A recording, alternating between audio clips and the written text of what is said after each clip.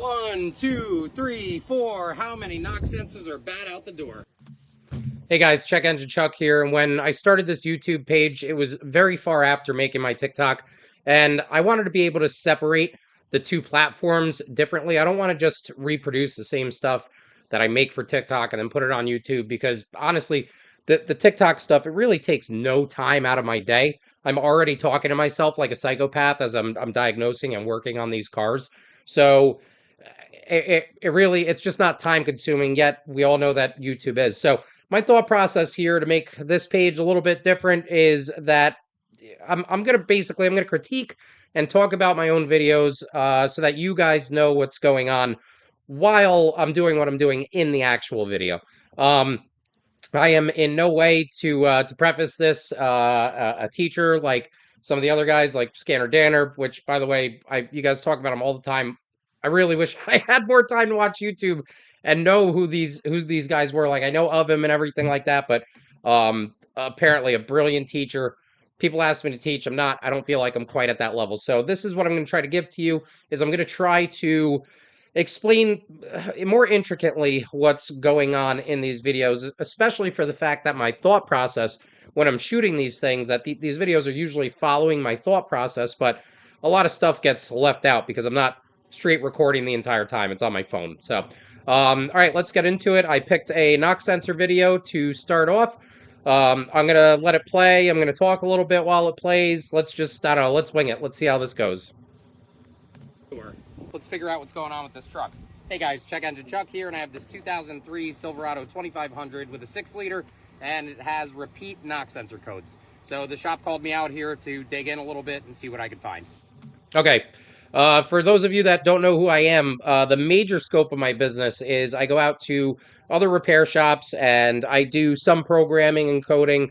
And I also go to diagnose the things that will be less time consuming, more cost effective for them, or, for me to come and diagnose it. Or their guys have already danced around it a million times and they're kind of lost. They got 10 hours, 20 hours, 30, 40 into it. Knock sensor issues? On the LSs, they're not hard. They're slightly intricate. A lot of people miss the fact that there's two theories of operation to these knock sensors. But let's keep going with the video. My first step with any LS knock sensor issues is to go directly to the sub harness, which is that blue wire right there, and test resistance to the knock sensors off of ground of the battery. We should see 96 to 117 kilo ohms. I am not seeing anything. Because I'm still getting used to this tool, I didn't really know what this meant for the resistance check, so I double checked with a multimeter, and it is open. There's 1.5 million power probe haters out there. I'm a huge power probe fan. Let's get that out of the way. If you know what you're doing with a power probe, it's not going to lead you in the wrong direction. You just sometimes need to double check your load testing. That's all. This was right after I started using the Power Probe 4 because I've used the 3 forever, so I was still getting used to this tool at the time. Now the fact that the probe is clicking here tells me it's maybe picking up on something, but it's definitely trying to test for resistance and cannot. So I let the shop know I got to rip off this intake. They just installed 2 brand new AC Delcos before I came out and torqued them to spec, which is 15 foot-pounds, because guys crank these things down and cause problems. So I said, do that before I come. Highlighting a little comment down here we got an issue with my mouse. I just spoke to the tech that worked on the car, and we ran through it, and he did everything correctly as well. So hopefully we just figure out what the intermittent issue is. Because with the intake off, he did that resistance check, and it was good at the time. These technicians at the shop were very well equipped with their knowledge and everything like that. It was just one of those things you danced around. All right, so intake is off. I'm repeating my test results here. I did find the same exact thing, that I have no resistance between here and the block itself. All right, now we want to get away from resistance and we want to look for grounding, because that's what happens is the knock sensors are grounded to the valley pan or the valley plate on top of the block. The valley plate is grounded to the block is grounded to the battery. We know the block has good ground. Let's check. All right, I'm trying not to fall off of this thing while I'm doing this, but valley plate grounded. Knock sensor itself is grounded. I am not showing a ground, which would be fine for this area. I don't know if I'm supposed to have a solid ground or not. Now I'm going to check resistance directly on the knock sensor.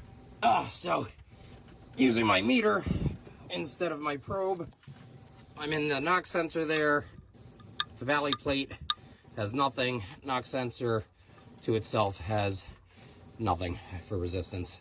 I'm going to throw out this meter because there's pulled up resistance. I can't remember what happened at this point, but I remember I was checking with that meter, and the tech that I was working on it was like, no, I checked that. I had resistance. And I was like, wait, what? And I can't. Why didn't this meter? There was a reason that this meter didn't read it. And I can't remember what it was, but All right, now with a working meter. and this is a huge thing too. In all my videos, and I catch flack for this too. Like, I'm not here to make anyone think that I'm a fucking a god or an all-star or anything like that. Like, I'm literally just showing you my process of diagnosing the stuff that I diagnose. You know, the way we get there is important so that we can figure out our mistakes and our faults. And one of my mistakes and faults was that I was using that meter and not my less cost-effective meters. It's so annoying. We're showing 100 ohms on both of these, which is perfect. All right, so let's load test. I'm in the PCM down there. Switch hands. One side to ground, one side to knock sensor here.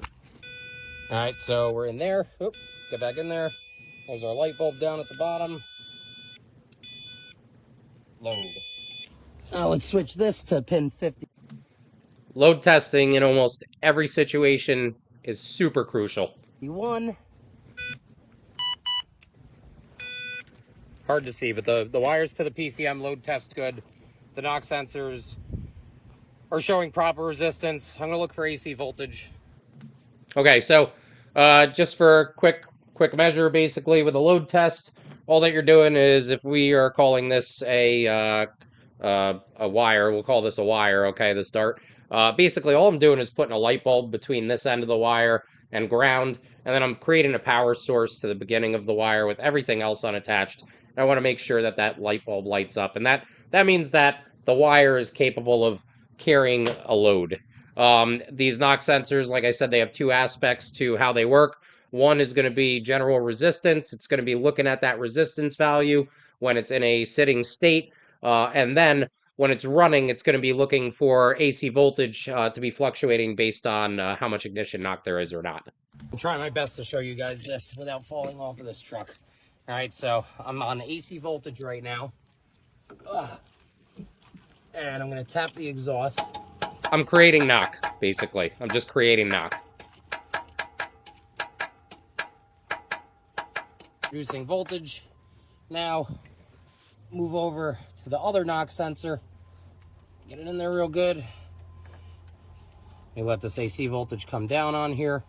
All right, and I'm gonna wrap on the exhaust. Let's move to the other side of the exhaust. Now, even though they're considered bank one, kind of not. Never mind. Back one is not producing AC voltage. And they said after they replaced these with the AC Delcos that bank 2, the 332 code, was the only one to pop up. So there's our answer. All right, so the AC voltage produced by these things is not going to be that extravagant, but tapping on the exhaust manifolds is what I was doing there. I'm tapping on the exhaust manifolds with a hammer. You could see that bank 1 versus 2 picks up a little more knock based on the placement of the manifolds and where I'm hitting and everything along those lines. But in this case, the rear knock sensor was just not producing its AC voltage. So the resistance was good, but the AC voltage coming out of it was not, and the computer can detect that and throw a 332. But this is where things start to get a little bit more wild. Also, it's just that the ohm scale on this isn't small enough, so I don't need to throw it away. That's what it was. Not use it for things like this, and I don't understand why, honestly, the power probe in the resistance function isn't doing that. My guess is that this just can be scaled down or cannot be scaled down. But like I said, I'll talk about this later. I don't think that I've dove more into the resistance function of the power probe before. I'm going to have to do that. All right, they had 2 previously installed ones. That's the one that was in there. I took that out, replaced it with one of these guys that they had laying around the shop. Let's check that. All right, back to the graph. Back in there. Trying not to fall.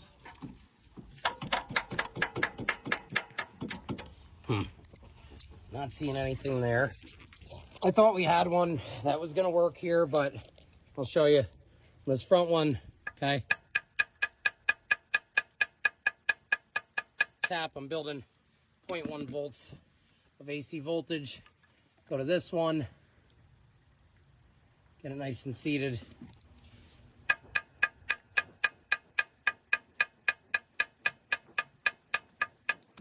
So you can actually, if you're watching the numbers closely here, you can actually see the difference with how responsive the front O2 sensor is compared to the rear one that I just put in, which was one of many that they just had laying around the shop at the time. It's not really. And these things get hurt if you drop the box or you over torque them. Voltage like the other one. That was one that was over torqued, which is the reason for it not picking up the good AC voltage. So they got to get one more AC Delco sensor, put it in here, verify it produces voltage, and that should be that. That sucks. I was really hoping that one of those would be good, but that's a diag. So let me see where I go from there. So this got interesting. This is a brand new one. I torqued down to 15 pounds, 15 foot-pounds with a torque wrench. All right. I'm in the sensor right there with the multimeter, tapping the sensor, and I got nothing. I don't know if I mentioned it or not, but that was brand new from the dealer. They had one of their guys go to the dealer and grab that knock sensor for me. So at this point, I'm kind of like, I'm almost like doubting myself too. Like, how do we have so many bad knock sensors? Now let's move this over to this one right here. And you can see I tap the sensor. Look at that. The tech's out here with me. I just showed him. He's going to have him send another knock sensor, but this would be 1, 2, 3, 4 bad knock sensors. 2 were replaced before these were even seen. All right, now we have non-AC Delco ones. Literally never heard of this brand. Let's check these. All right, I tested this one out of the vehicle. It is now in vehicle. And my Look at that. Fell off, but it is reading. Also, resistance on that was 99 kilo ohms. And that's a repair. Let's put it together. Let's verify it. But I had the tech drive it because it was coming on at the same point on the same road every time. So I want to make sure that he cannot recreate it versus me driving it and then having the problem come back on them the next day. So I don't know if I put this in the video, but that truck had a dead battery, and the tech drove it to to test drive it, and he shut it off on the test drive. So they ended up having to send someone to rescue him and jump him. Also, the tech did everything right in this situation. A lot of times I get called out to jobs where it's like, okay, the technician messed this up. He did everything right. He was checking AC voltages. The old ones that were in there. Got it deodorized. Had bad resistance. Here I am sitting in a hoodie and a freaking beanie, looking at myself with no sleeves, missing the damn summer. It snowed today for the first time. You know, he did everything right. It was just, who's going to account for 6 bad knock sensors? That's the world we live in. 1, 2. All right, so a little follow-up on this. I spoke to one of the techs from one of the couple shops that the owner of this place owns. I got to go out there Friday and check out a truck for them. So that one's got a weird issue. Turn the key off, the truck won't shut down until you open the driver's door. So I'll have fun looking into that one. And again, what I will probably do is I will probably make a TikTok of it, and then I'll try to come back here and summarize it if it's interesting enough. But when I spoke to him today, the point of this was that the owner, I guess, called AC Delco, and he was like, "Hey, you gotta return this knock sensor." He was like, "It's no good." The guy goes, "Oh yeah, those don't work." Like, you sold it to me. Oh my god! All right, let's see how much time we have into this so far. All right, we had a decent amount of time into this. What I'm gonna do is I'm gonna try to clean this thing up. I found a way. Where was it on here? I found a way that I could freaking. Oh, here it is. All right, so that looks better, right? We're figuring this out together, okay? That looks better. let's range through the comments real quick, honestly, and let's see what's going on in these comments. Do I have a way to scroll down in these comments, actually? Page down? There is an absolute ton of mechanics and These are I'm in 1, 2, 3, 4. All right. How do we look at these comments? No. 1, 2, 3, 4. How many knock sensors are bad out the door? Let's figure out what's going on with this truck. Hey guys, Check Engine Chuck here, and I have this 2000. I gotta figure out how to go through these freaking comments. How do I scroll through these? Oh, okay. All right, there's a bar here. All right, here we go. So let's scroll through these comments here. Coleman always coming through. Rowdy, that is nuts. Taylor, yeah, I was just talking about that. So let's see if there's anything interesting. Cody's comment, obviously, that there was a bad batch. Very good information to know. 3D Auto, thanks for the video. Just picked up a truck with knock codes. This will help me. Been hearing about bad knock sensors. This is super interesting. So before I got to the shop, I said to them, hey, you got AC Delco knock sensors for this, right? Thinking there could never be a problem with AC Delco knock sensors. And they said, yes, they're AC Delco 100%. I said, good, because years ago I had a customer that had me come install knock sensors when I still used customer supplied parts. And he had gotten them off Amazon. And when I got them, I checked them out. They said AC Delco on them. Looked like real bags, everything along those lines. Looked perfectly fine. I installed them. Same situation as this. So it turned out at that time that there was actually a batch of AC Delco knock sensors that were fake Chinese knock sensors that originally got thrown out on eBay. There were thousands of them that people bought. And then somehow they made their way to Amazon. What I ended up doing to figure that out is I cut the things open. There's supposed to be a spring and a resistor inside of there, and the spring is what causes the AC voltage. The resistor was in there, but not a spring, and it was just a resistor wired through, so it would look like, if you didn't know about the AC aspect, you would test them and they would have good resistance. That was absolutely wild. New means never ever work. Let me see if there's anything. I did it again. 1, 2, 3, 4. Let me see if there's anything else here that I get ones that over torque, cracks the crystal. Yes, you need to make sure you torque these things down to 15 foot-pounds. Let's see.